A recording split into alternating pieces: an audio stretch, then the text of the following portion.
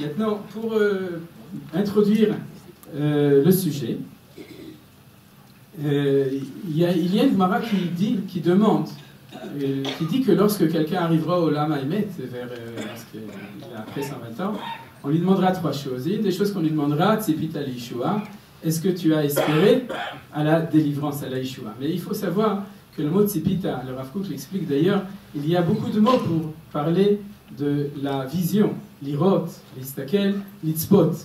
Et la notion de tsofé, à part le fait que c'est les scouts, la notion de la tzipia, c'est la capacité de voir loin. C'est-à-dire le tsofé, tsofé le miracho, celui qui regarde, dans ce regard de l'observation, je ne sais pas comment on traduit en français, du tsofé, c'est celui qui est capable de voir loin. Et c'est un point essentiel de notre approche, et c'est la raison pour laquelle nous sommes là ce soir, c'est pour élever le débat. Plus on est haut, plus on a une vision globale des choses, plus en général les détails de ce qu'on appelle l'information immédiate s'estompent, et d'un autre côté, plus on est capable d'avoir une vision véritable des choses.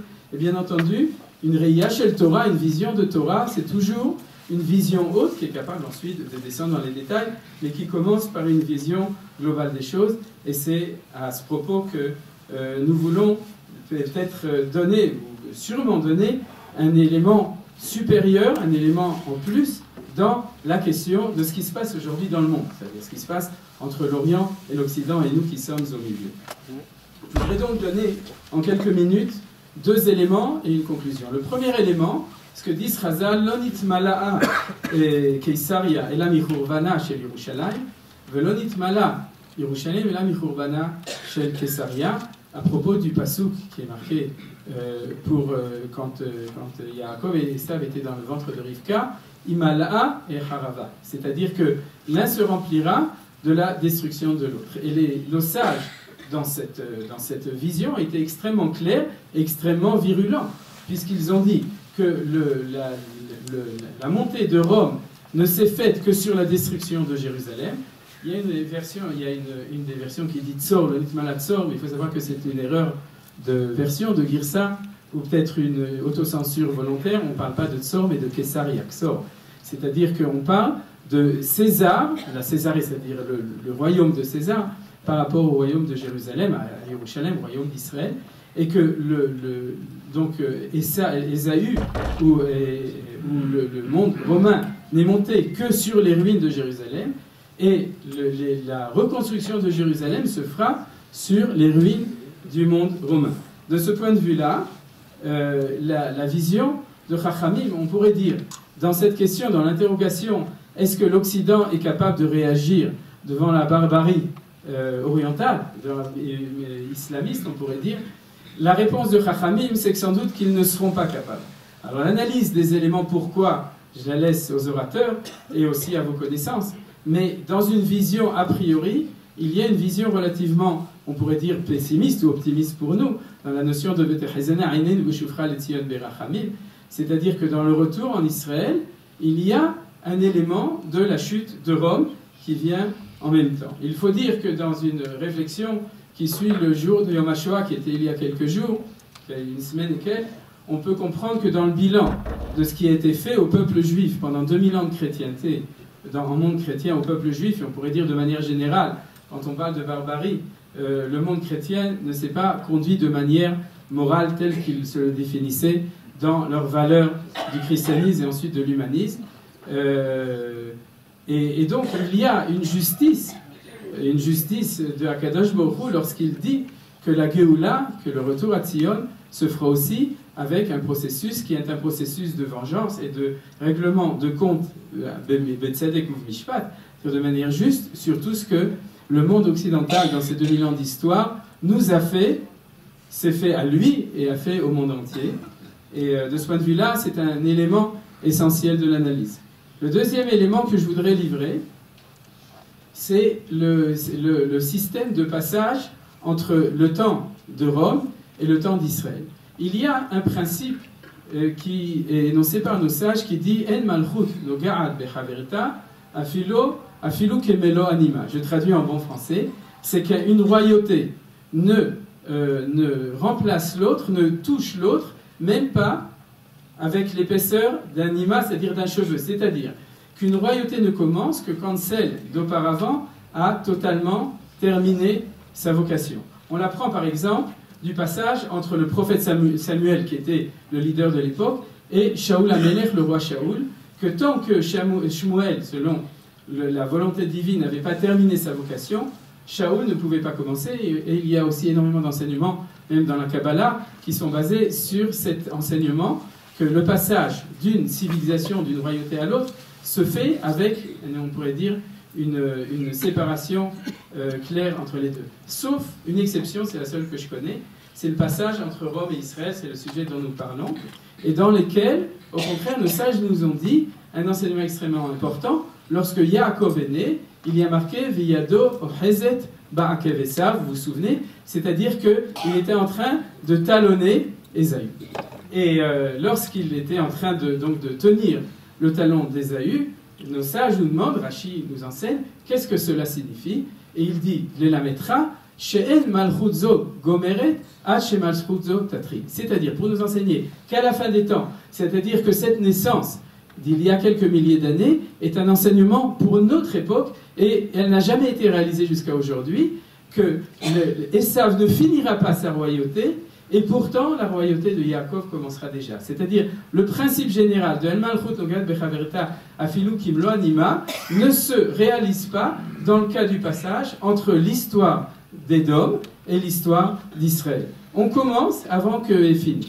Et ceci est un principe essentiel. Le Maharal, par exemple, l'explique dans son commentaire sur la Gemara de Perek Relek qui parle de ça. C'est-à-dire, on a un mouvement, on pourrait dire un mouvement de balance, ou si on pouvait dessiner ici, un mouvement, on pourrait dire, c'est-à-dire que lorsque l'un descend, l'autre commence à monter, et à un moment, ils se rencontrent, et puis ensuite, ça continue. C'est-à-dire, il y a un mouvement parallèle de l'ascension d'Israël avec la descente, la Néphila, la tombée de la civilisation d'Ésaü, la civilisation romaine, on pourrait dire la civilisation occidentale chrétienne. Il y a un mouvement, il y a un temps où les deux existent ensemble, mais avec une vision très claire de la montée, et ça, les journaux nous permettent de le voir, c'est-à-dire la montée permanente, on pourrait dire de la puissance, de la présence, du rayonnement d'Israël d'un côté, et la chute ou la descente permanente de la civilisation occidentale en parallèle. Mais il y a un temps, on ne sait pas combien de temps, en tout cas les enseignements de nos sages ne sont pas précisés combien de temps, mais il y a un temps,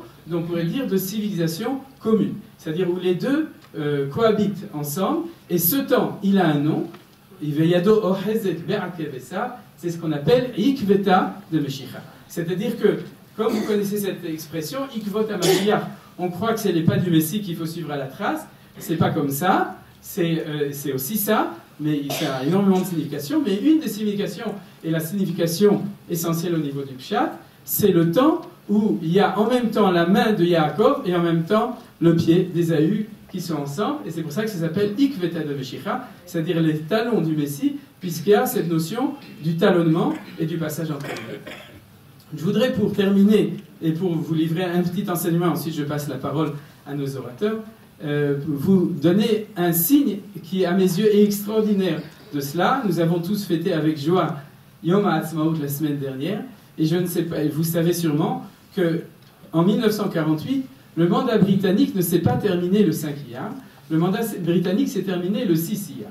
C'est-à-dire que, normalement, c'était le 6 Iyar que les Anglais, d'ailleurs ils sont partis le 6 Iyar, devaient partir, et à ce moment-là, Israël avait le droit et recevait de facto, par le départ des Anglais, il recevait de facto son mandat, c'est-à-dire il recevait Israël, je ne dirais pas sur un plateau d'argent, mais en tout cas il devait le recevoir.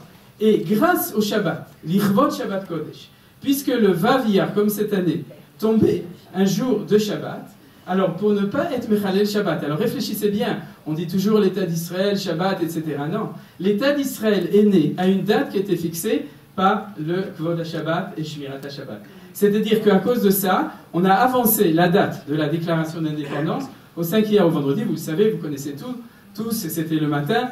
À ce moment-là, Ben Gurion s'est levé et a dit Ani machriz beze hayom ken kamat medinat Israël, et ça s'est fait un jour avant. Regardez le symbole de cela.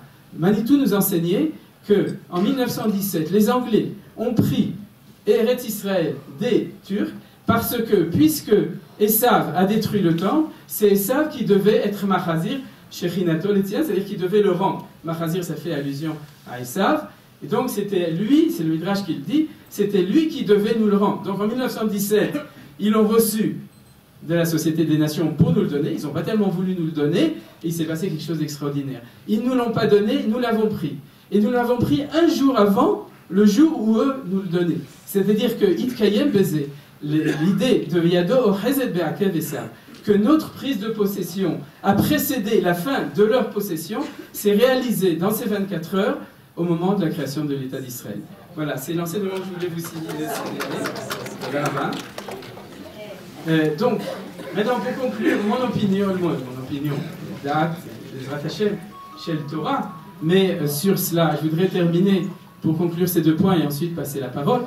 Le premier point, c'est qu'on n'a pas le droit d'empêcher la chute de Esav. On doit espérer que tous les Juifs, et c'est la raison sans doute, selon Manitou, pour laquelle Akadosh Baruch Hu fait les choses, laisse le temps, pour que les Juifs aient le temps de sortir des exils et d'arriver en Eretz Israël, de revenir, de faire tchouva, et de revenir en Eretz Tchouva, c'est-à-dire de revenir en Eretz Israël. Et donc, Akadosh Baruch Hu, Erech Apayim, il a la patience de donner le temps pour que nous revenions tous. Mais ceci dit, on n'a pas le droit d'empêcher la chute des Édoms, parce qu'empêcher la chute des Édoms, c'est d'une certaine manière empêcher la montée d'Israël. Donc ceux qui ont une miséricorde pour le monde occidental, et elle est un petit peu mal placée au niveau du projet de Géoula.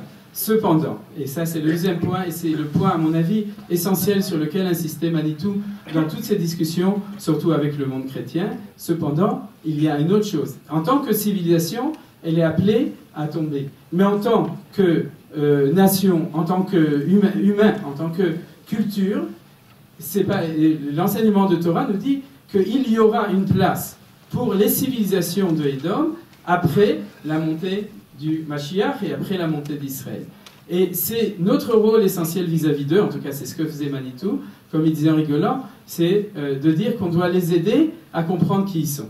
Parce qu'en fait, ils ont un rôle.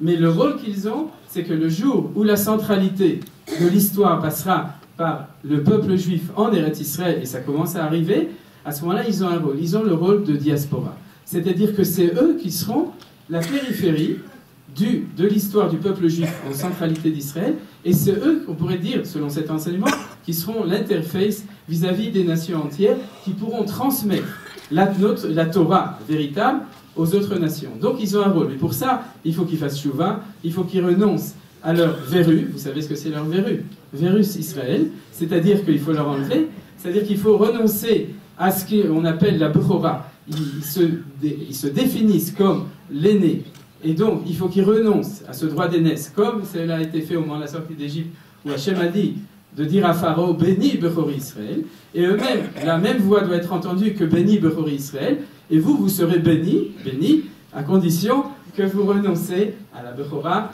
à la préséance qu'ils appellent Virus Israël. Et lorsqu'ils arriveront, Bezrat Hashem, à faire cela, s'ils y arrivent, alors ils auront leur place, et cette espèce de dialectique un peu difficile entre cette prière pour la chute des Saves d'un côté, et d'un autre côté pour, au contraire, la survie et la pérégrination de toutes ces cultures dans leur place de Béné Noir, c'est là-dessus, c'est sur cette équation que nous prions Bezrat Hashem Bekalo.